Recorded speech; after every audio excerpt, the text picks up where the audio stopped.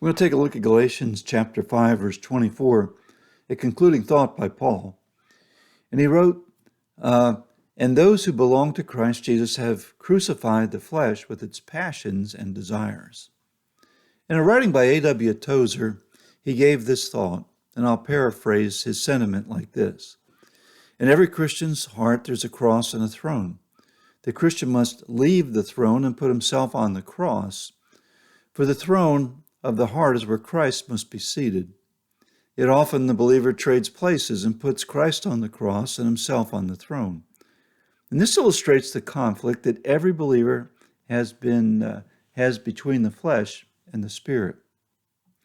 In this verse, Paul alludes to a reality regarding the cross and the believer. In a real and tangible way, the believer has crucified the flesh with its passions and desires. Now, through the baptizing work of the Spirit, every believer has been united with Christ in his death, burial, and resurrection. You can read about that. Go to Romans chapter 6, verses 1 through 6. In verse 6 of Romans, the Romans passage states this: we know that our old self was crucified with him in order that the body of sin might be brought to nothing, so that we would no longer be enslaved to sin.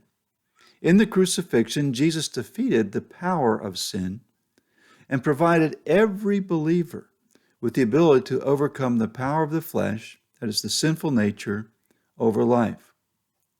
Now, upon saving faith, every true believer has been identified with Christ's crucifixion and experiences the power of Christ's resurrection. Earlier in the letter to the Galatians, Paul wrote of his experience in this. He said, I have been crucified with Christ. It is no longer I who live, but Christ who lives in me. And the life I now live in the flesh, I live by faith in the Son of God who loved me and gave himself for me. However, there is a problem that still remains for every believer. The believer has a struggle between the old fleshly and sinful nature and the new divine nature.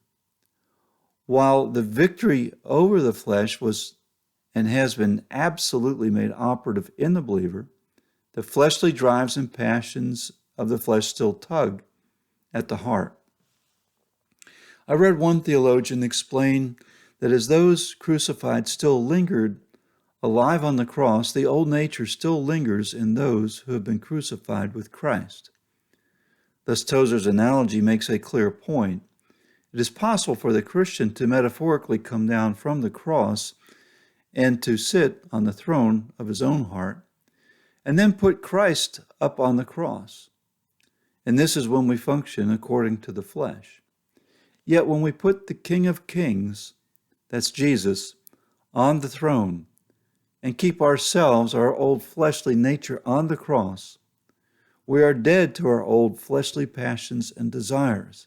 It is then that we live in high victory and will experience the resurrection power of Christ, which overcomes sin. You see, sin has no mastery over us as believers. It only can take control over what we yield to it. We must guard against the lure of our old nature and walk in newness of life.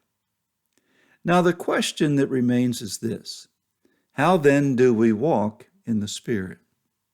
This is what being filled with the Spirit is all about. And I plan to cover this in greater depth in the next couple devotionals. May the Lord bless you.